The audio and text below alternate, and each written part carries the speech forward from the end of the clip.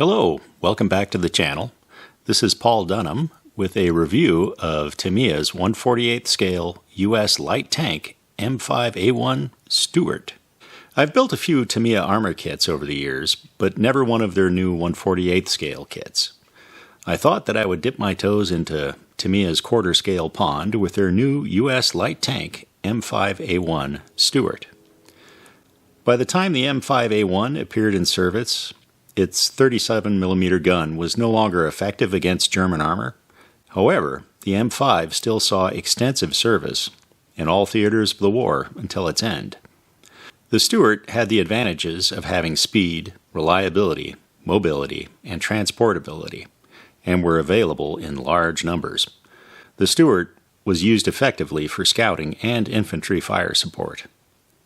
The kit includes 4 trees of olive drab plastic runners, instructions, decals, polycaps, thread for simulating the tow cable, and 2 steel weights. The kit depicts a relatively early version of the M5A1 with disc road wheels, without the turret machine gun shield, no sand shields, and no rear stowage bin. The instructions are clearly illustrated and easy to follow. Color callouts are key to Tamiya paints. 2 marking options are provided. Both are for vehicles of C Company, 33rd Armored Regiment, 3rd Armored Division, in France in 1944. If you happen to have a copy of David Doyle's Stuart Tank Volume 2, photographs of these 2 tanks are on pages 78 and 80. The decals are sharply printed and in good register. The plastic parts are cleanly molded with no flash and minimal parting lines. The design of this kit seems to emphasize ease of construction. Very nice details are included where it can be done without increasing complexity, but some details are omitted where they would require more parts. I assume that Tamiya wants their 48th scale kits to be simpler and cheaper than their 1/35th scale counterparts. The front and sides of the hull are molded as a single piece. The top and rear of the hull glue to it for a very simple assembly. Very nice weld beads are molded into the hull.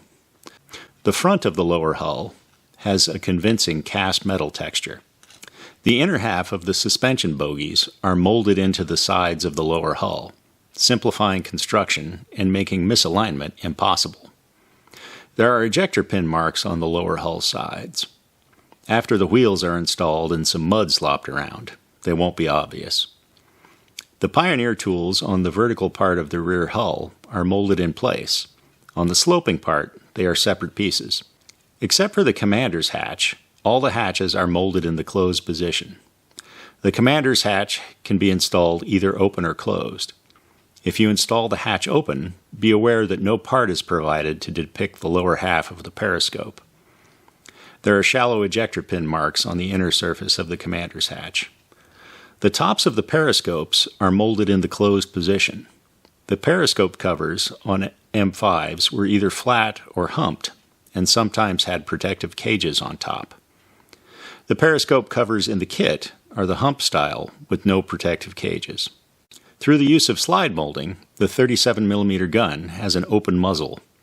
The turret lift rings are represented by mouse ear shapes molded to the turret sides. The appearance of the rings can be improved by carefully drilling out the centers. M5 Stuarts have 6 large screws along the upper edge of the rear end of the hull side. These screws are missing from the kit. I simulated the screws by drilling holes for thin plastic rod and then cutting the rods just above the surface. The leg guards are molded a little thick to survive the manufacturing process. Their appearance can be improved by carefully cutting and filing away material while they are still on the parts tree. If you want to replace these parts with photo etch, Hauler makes an upgrade set for this kit. You can check out Andy Taylor's review of the Hauler parts by clicking in the link in this video's description. The tracks are of the link and length type. There are some shallow ejector pin marks on the inner surface of the track. The individual track links, A19, are tiny and easy to lose. Fortunately, 2 extras are provided. The tracks are meant to be built up around the assembled suspension. To make painting and weathering of the lower hull and suspension easier, I temporarily attached the wheels with white glue. This allowed me to assemble the tracks and then remove each run as a single piece. Soaking in water overnight loosened the white glue. The return skids molded in the tops of the bogie sides, A13 and A14, are not molded to scale thickness. Their appearance can be improved by slightly beveling the outer edge so that it appears thinner. When installing the track grousers on the side of the turret, pay attention to the size and orientation of the mounting pins so that you get the parts right side up. On the front of the turret, there's a little bit of play in the location of the grousers, so it's best to install adjacent parts at the same time so that they won't interfere with each other. The tow cable is represented by a length of thread that glues into plastic shackles. The thread has a realistic texture and has no fuzz or fraying. The thread was slightly too large to glue neatly into the recesses on the plastic shackles. I found that if I saturated the ends of the thread with CA glue, I could shave down the ends so that they would fit. The kit includes 2 steel weights to glue inside the hull to give the model some heft. The weights aren't necessary to finish the kit, but if you tape some magnets to a block of wood, you can have a temporary handle for your model. This will reduce the risk of breakage and fingerprints from too much handling. The decals worked well using warm water and Tamiya Mark Fit. The star decal for the top of the turret, number 11, has cutouts in the carrier film to help it conform to the detail there. After varnishing over the decals, there was still a perceptible step at the edge of the decal carrier film. I was able to remove this by carefully sanding with a 4000 grit sanding sponge and then revarnishing. A legless tank commander figure is provided to go in the commander's hatch. The figure is well sculpted and has a natural-looking pose. Although there is a lot of variety in how M5A1 Stuarts appeared, the kit doesn't include any optional parts.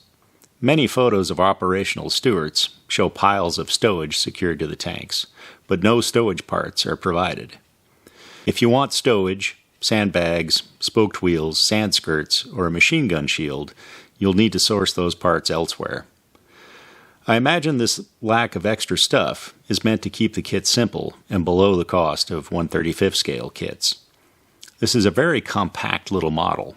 If you're short on display space, or you're worried about complex dioramas getting too large or expensive, these 1/48 scale kits are worth considering. This kit goes together simply and easily, but still results in a good-looking model.